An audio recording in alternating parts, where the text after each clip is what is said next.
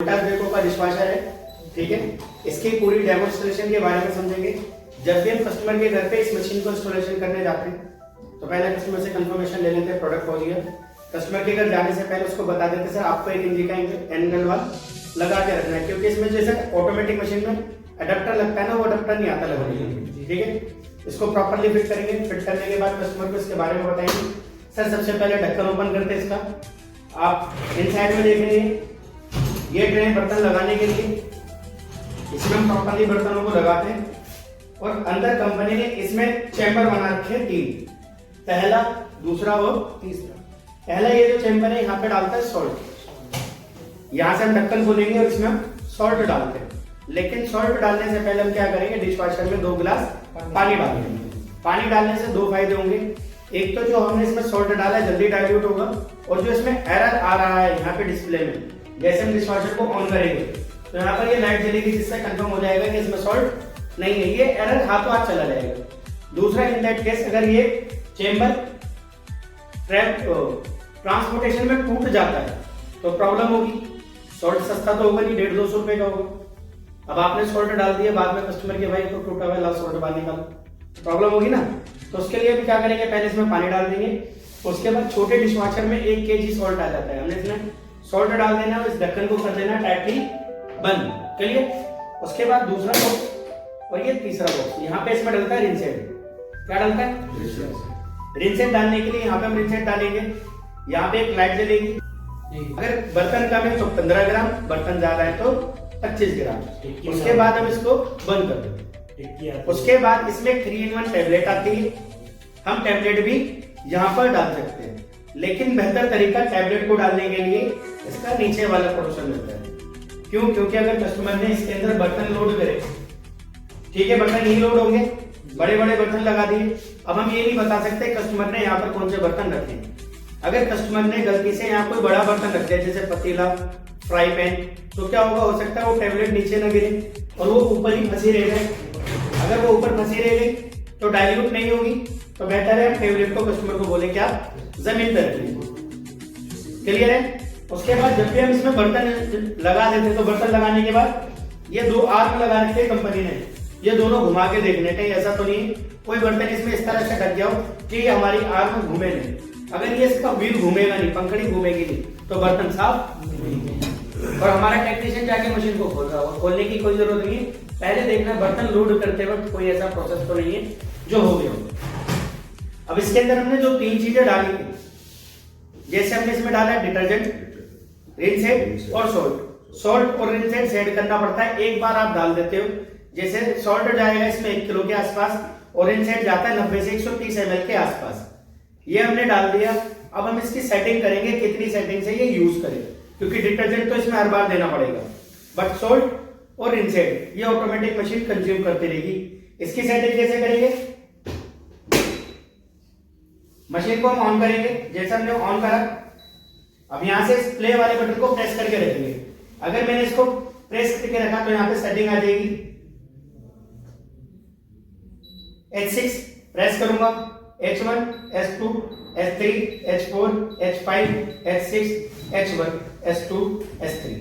Maximum जब भी हम इस मशीन को खोलते हैं तो ज्यादातर इसकी सेटिंग 3 नंबर पर और 4 नंबर पर आती है। उसके बाद अगर मैं कस्टमर के घर पे मशीन को इंस्टॉल कर रहा हूं तो उसको चेक करने के लिए लिटमस पेपर आता है, जो मैंने पहली वीडियो में भी बताया है। उसको हम पानी में डिप करके देखते हैं उसके कितने कलर चेंज हो गए। जितने कलर चेंज होंगे उतने नंबर की सेटिंग करनी पड़ेगी। एग्जाम्पल के लिए हम ये मानते हैं कि उसके घर पे 2 के कलर चेंज हुए, तो मैं क्या करूंगा, यहां से इसकी सेटिंग 2 नंबर पे करने के लिए इसे लॉन्ग प्रेस रखूंगा। ये S3 आ गया, इसको 2 कर दूंगा। यहां पर मैंने इसे छोड़ दिया, इसकी सेटिंग ऑटोमेटिक 2 पर हो जाएगी। और अगर मैं 6 करना चाहता हूं तो पहले मुझे देखना पड़ेगा लिटमस पेपर के अकॉर्डिंग, फिर इसकी सेटिंग में 6 नंबर पे कर दूंगा। उसके बाद ढक्कन खोलेंगे और यहाँ पे जो कंपनी ने रिंसेट डालने का ऑप्शन बताया, रिंसेट डालेंगे। और यहाँ पर एक एरो बना हुआ है जिसको हम स्क्रू ड्राइवर से कॉइन की सहायता से एडजस्ट कर सकते हैं कि हमें उसकी सेटिंग कहां पर रखनी है। इस बात का ध्यान रखना है कि जो भी सेटिंग हमने सॉल्ट की करी है उससे 1 नंबर कम हमारा रिंसेट होना चाहिए। बराबर भी चल जाता है लेकिन ज्यादा नहीं होना चाहिए। ऐसा ना हो कि सॉल्ट की सेटिंग मेरी 2 नंबर पे हो और रिंसेट की सेटिंग मेरी 3 से 4 नंबर पे हो। ऐसा होने से क्या होगा, जब भी कस्टमर बर्तन धोएगा तो बर्तन धुल भी जाएंगे, ड्राई भी हो जाएंगे। लेकिन अगर कस्टमर गिलास का बर्तन, मतलब जैसे यूटेंसिल्स में गिलास आता है, शीशे का गिलास डायरेक्ट निकालकर आरओ के पानी को फिल करने की कोशिश करता है या आरओ का पानी फिल करता है, तो क्या होगा, वो बर्तन मिल्की व्हाइट हो सकता है, धुंधला हो जाएगा। कस्टमर को लगेगा फिल्टर में प्रॉब्लम है, पहले फिल्टर रिपेयर कराएगा, फिर बाद में पानी आएगी इसी के ऊपर। और हमें ये नहीं पता कि क्या करना है। तो हमें याद रखना है, जब भी हम किसी भी कस्टमर के घर पे अपना प्रोडक्ट इंस्टॉल करते हैं, डिश वॉशर इंस्टॉल करते हैं, सॉल्ट की सेटिंग कैसे करनी है, रिन सेट की सेटिंग कैसे करनी है और कितनी कितनी करनी है। उसके बाद डिटर्जेंट, ये भी बहुत जरूरी है, हमेशा डिटर्जेंट का ध्यान रखना है। जरूरत से ज्यादा डिटर्जेंट कपड़ों को, बर्तनों को प्रॉपर साफ नहीं करेगा और कम डिटर्जेंट में भी सफाई की प्रॉब्लम आती रहेगी।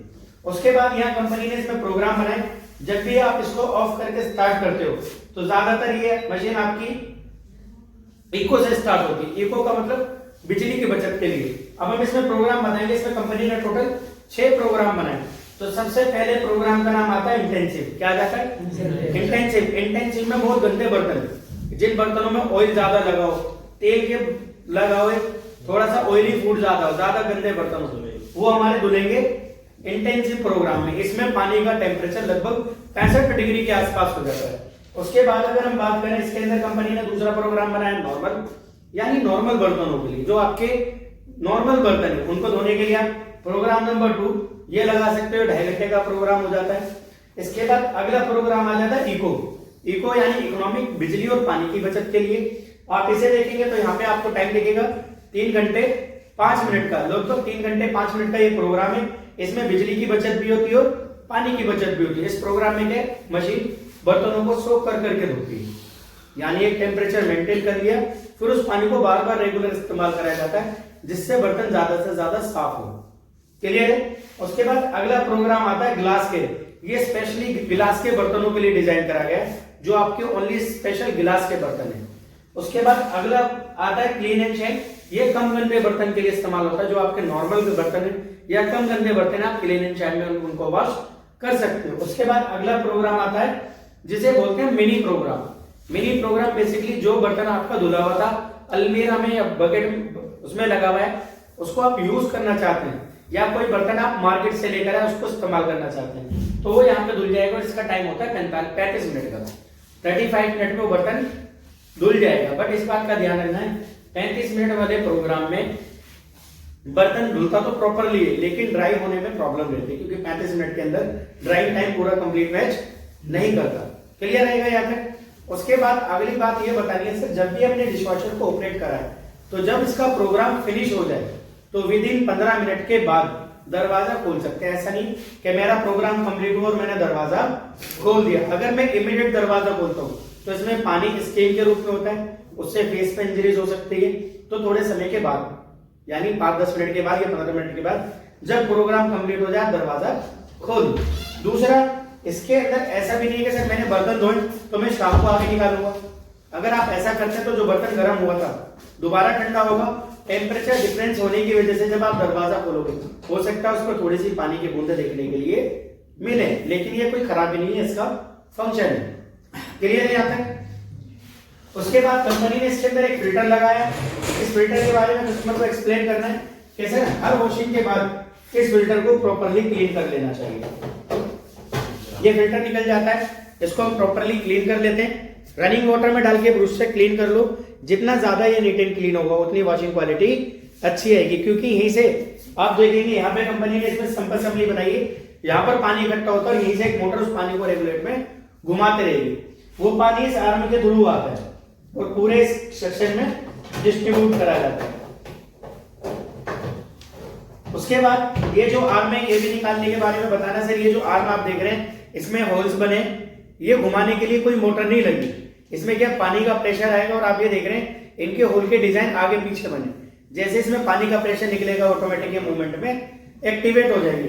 इनकी क्लीनिंग का आपको बहुत अच्छे से ध्यान रखना है। उसके बाद जब भी आप इसमें डिशवॉशर में बर्तनों को इंस्टॉल करेंगे, बर्तनों को धोने के लिए इसके अंदर लगाएंगे, तो सबसे जरूरी बात, बर्तन हमेशा उल्टे लगाने। कोई भी बर्तन सीधा करके नहीं लगाना, अदरवाइज सारा पानी उस बर्तन में आ जाएगा। क्लियर रहेगा? कभी भी बर्तन जब हम रख रहे हैं, बर्तन सीधे सीधे स्पेस में करने, एक के ऊपर एक नहीं लगाना। कि मैंने एक प्लेट ये लगाई और उसके ऊपर एक दूसरी प्लेट रखी, तो पता चला नीचे वाली प्लेट तो दूसरी, ऊपर वाली प्लेट वॉश नहीं होगी। इसी तरह से इसमें कंपनी ने कटलरी के लिए बना रखी है, चम्मच छुरी कांटे लगाने के लिए, जो आपके छोटे स्मॉल आइटम होते हैं वो यहाँ पे रखते हैं, कप वगैरह वो छोटे बोल्स के लिए कंपनी ने ऊपर वाली ट्रे भी बना रखी है, इसका भी हम प्रॉपरली यूज कर सकते हैं।